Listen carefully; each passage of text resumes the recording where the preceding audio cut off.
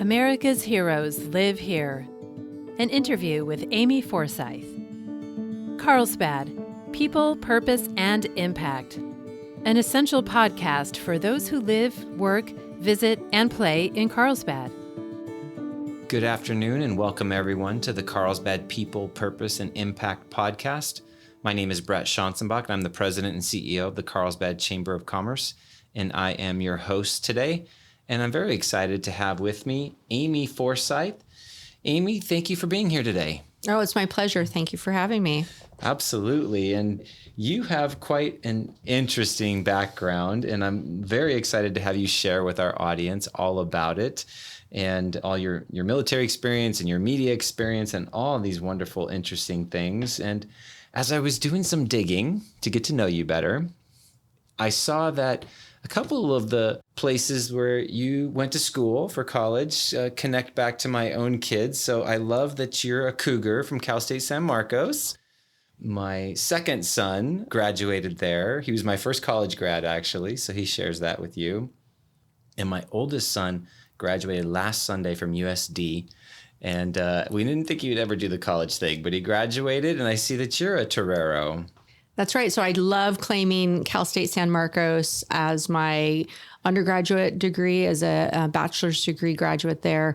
And then I went on to get my master's degree at University of San Diego. And so this community has just embraced me after being stationed at Camp Pendleton. And then after I left active duty, I stayed in the area, and it's really become home away from home. And so claiming those two colleges is where I really learned a lot more about communications, and then built a network of people, connections with the alumni and the professors, and just a network of wonderful people in this community.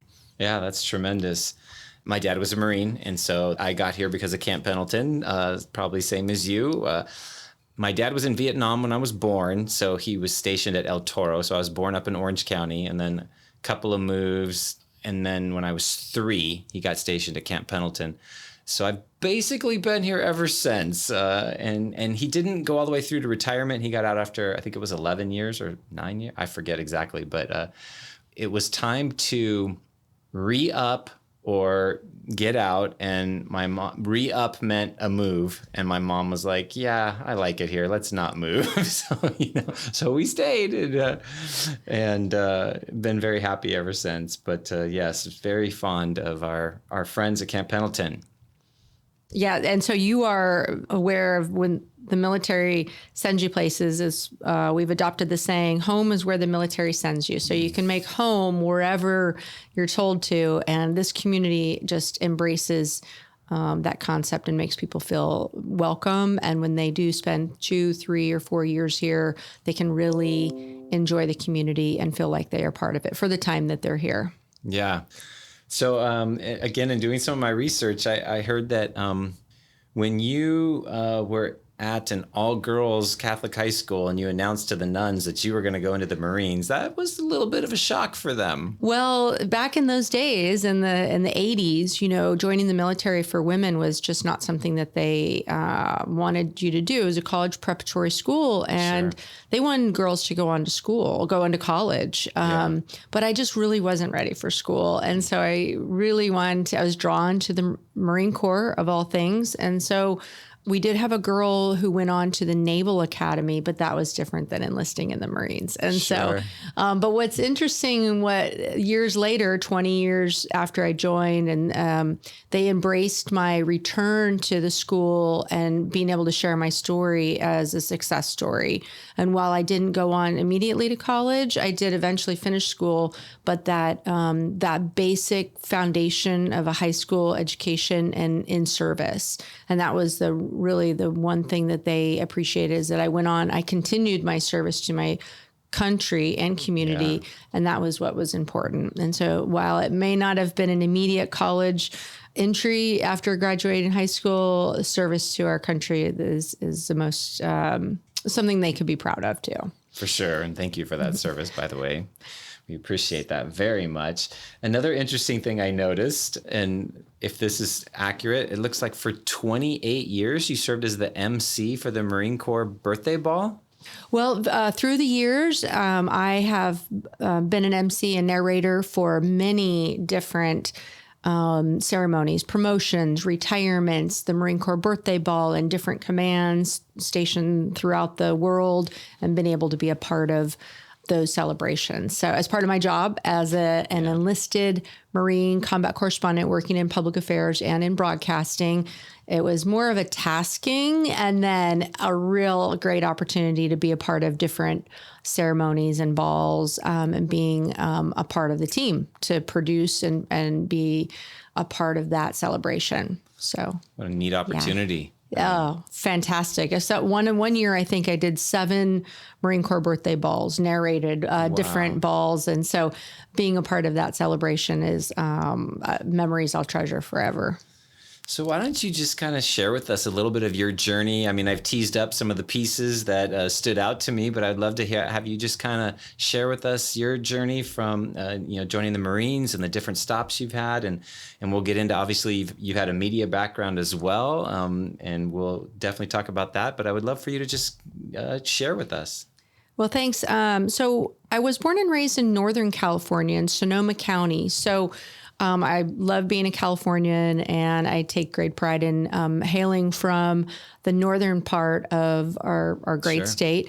But when I got stationed at Camp Pendleton, I really loved this community. And so I did everything I could to stay in the area. And so once I left active duty after 8 years, I stayed in Oceanside, and I bought a house actually, and continued my work professional life. I worked as a reporter and a host and a producer for KOCT, which is the local Oceanside Community Television. And then while I was working my way through school, I also stayed in the reserves at Camp Pendleton. Oh, nice. And so I really got involved in the community. I was narrating the parades in downtown Oceanside, and got to be a part of the North County community in many ways. And so I love that experience of being close to home. And then eventually I moved down to San Diego because I took a job working as a reporter downtown, and taking the train every day or driving, commuting was kind of tough. So I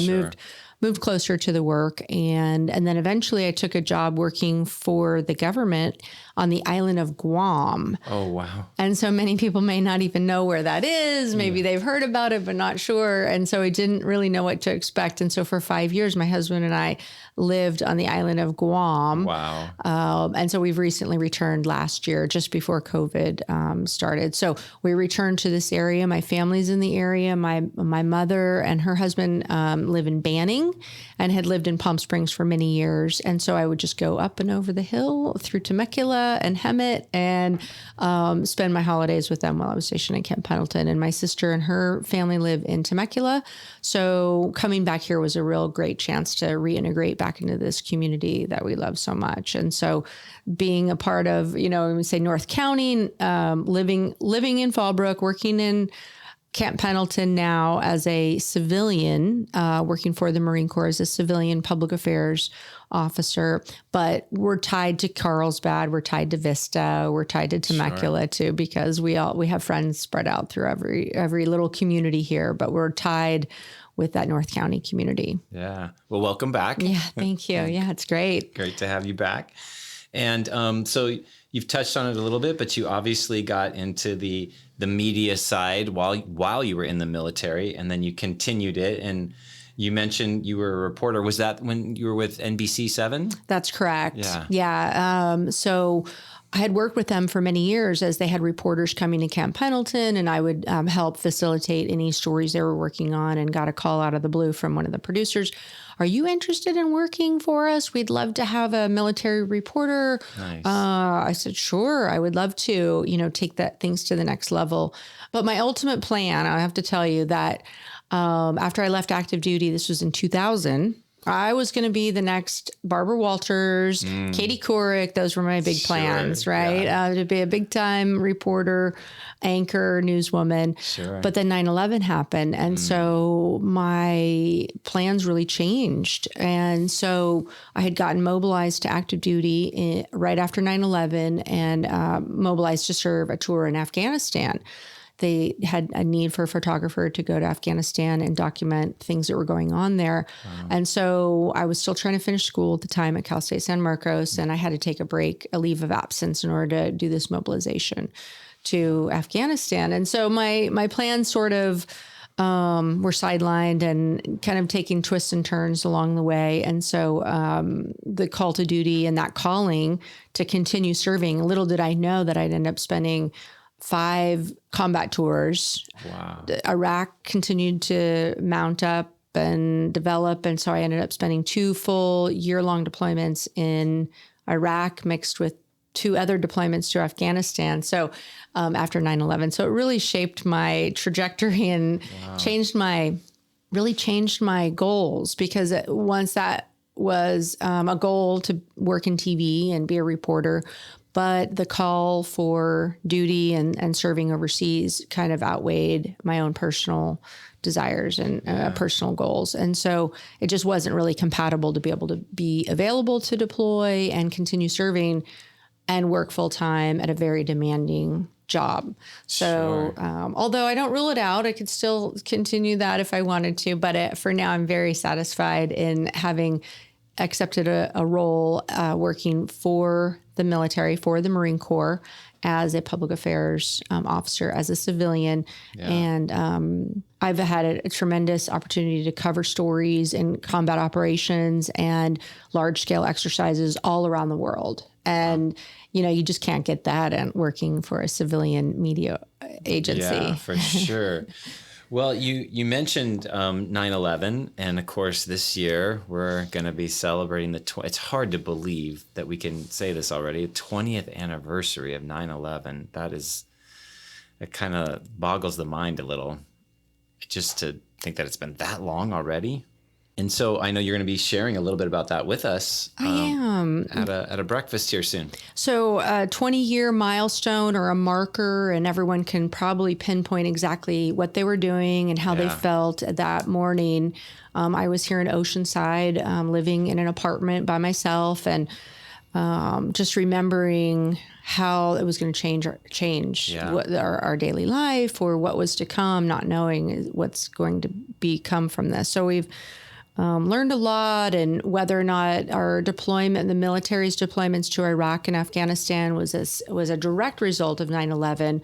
But since then, Camp Pendleton, especially of all military bases, has sort of carried the burden of those supporting those military operations. And as a result, they have suffered the most consequences as far as casualties go. And so our Camp Pendleton Marines here in North County have done continuous rotations ever since 9/11. And so they've lost approximately about 1,500 Marines have fallen in battle.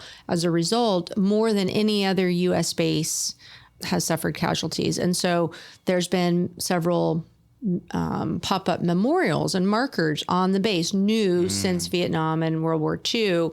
But some new markers with names of the fallen. And so I've thought about a way to capture that and share with the families or fellow Marines who were not able to come back to Camp Pendleton and see just how they've been memorialized. And so there's some tremendous new memorials on base. And if for people who don't have access, I have captured them in pictures, and I'm going to be putting together a book to share with people as a sort of a memorial and a history lesson for kids, or just to be able to see what they look like.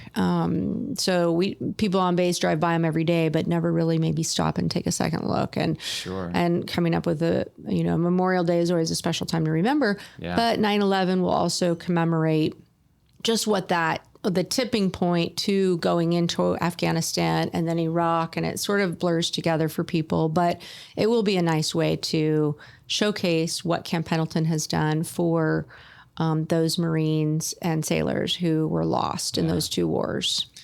I think that one of the points that you mentioned there that resonates with me is what you're doing for the next generation to kind of connect back.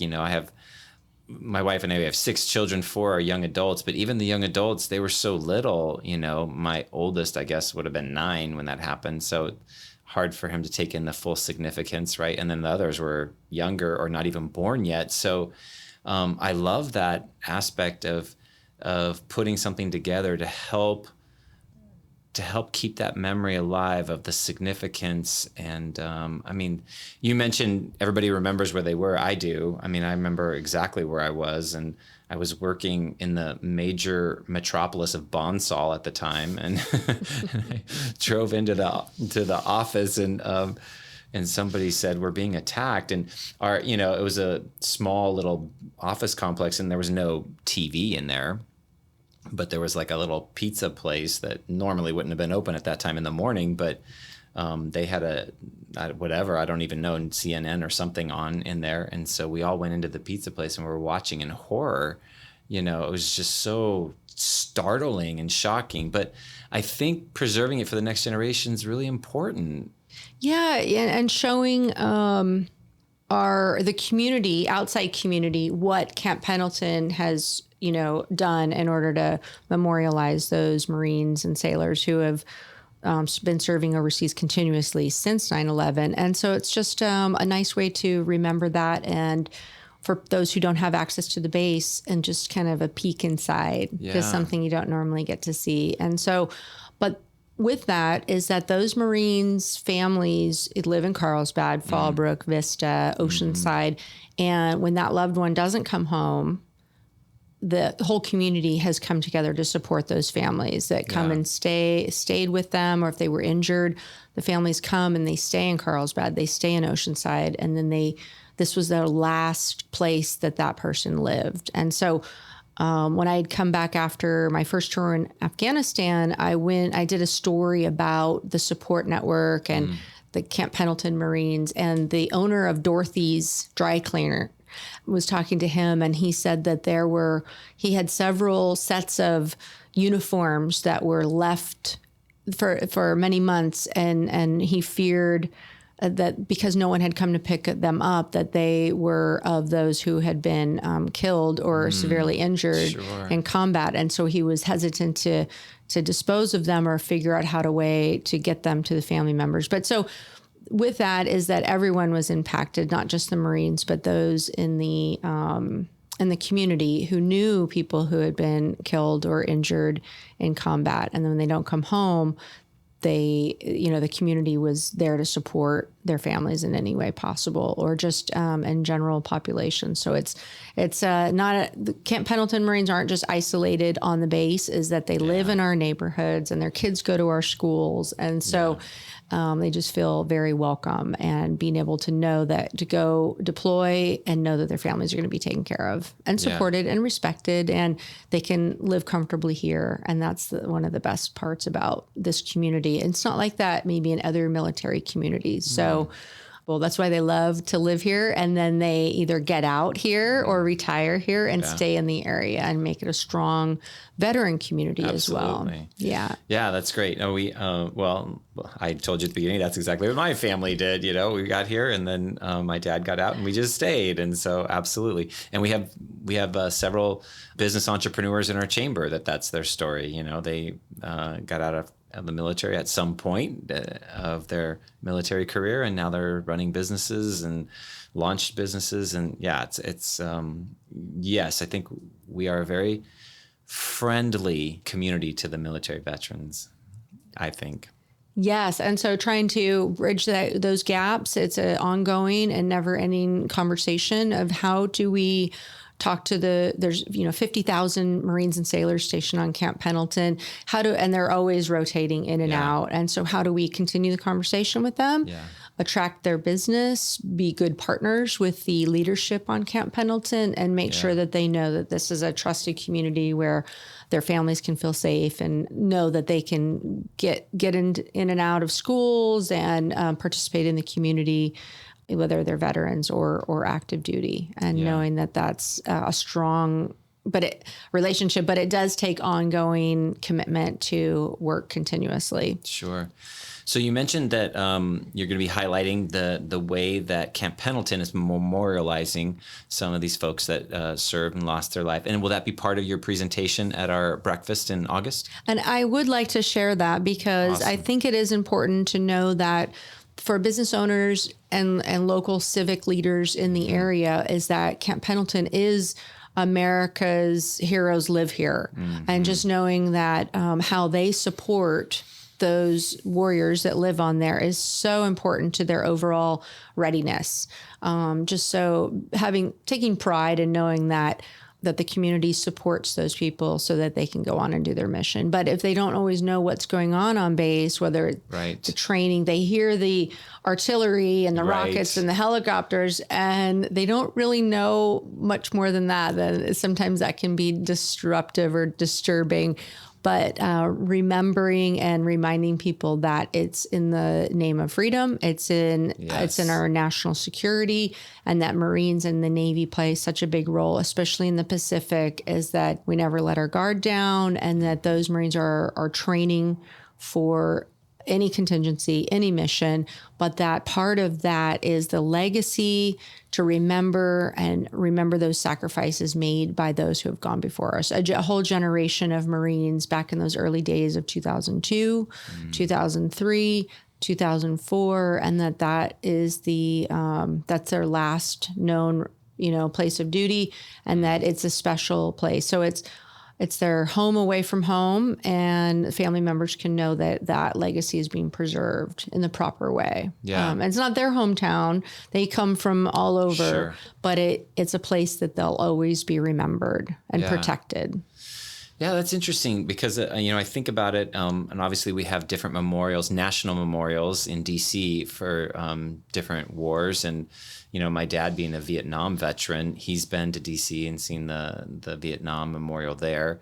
And it's very moving. And then you hear about these other wonderful things where they're like complimentary flying World War II vets or different, maybe even Korea and Vietnam over to D.C. to see those memorials. But I besides the 9/11 memorial in New York, I haven't not heard of anything to celebrate these guys that you just, or not just guys and gals who you just mentioned.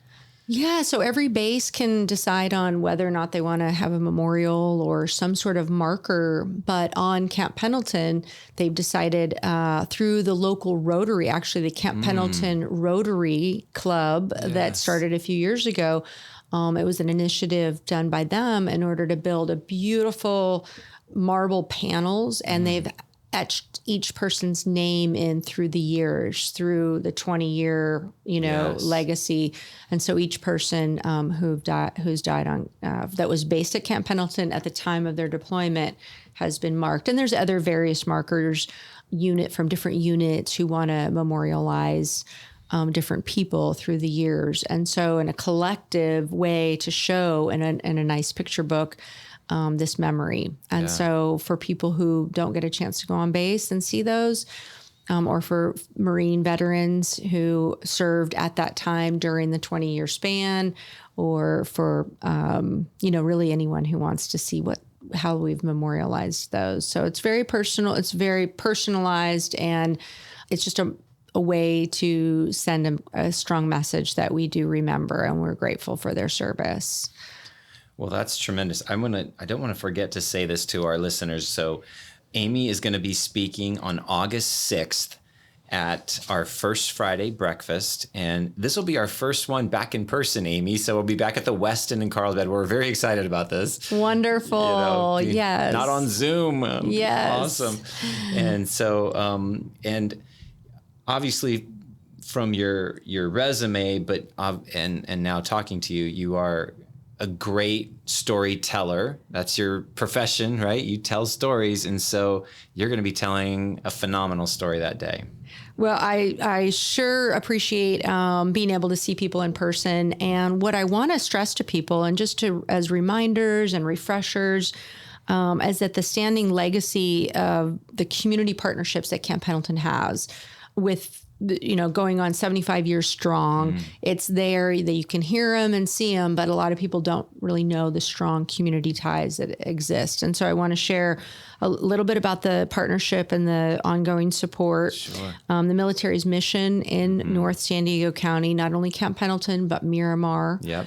the purchase power of military members and the veterans living in the community. Yes. The economic impact is amazing. Huge. And so for people who aren't maybe familiar with the Camp Pendleton community or how to tap into some of that market, those are just ways to bridge the gap in that community. Yeah, and the economic part is just massive. And as you know, I mean, civilian companies can get contracts to supply, the base and provide service and all those things. So it's not just the Marines and sailors earning salaries and spending it. It's way beyond just that. Certainly, developing a good communication and understanding what are the things that they're purchasing. So it's their families who come on vacation here and come to visit them. Where are they staying?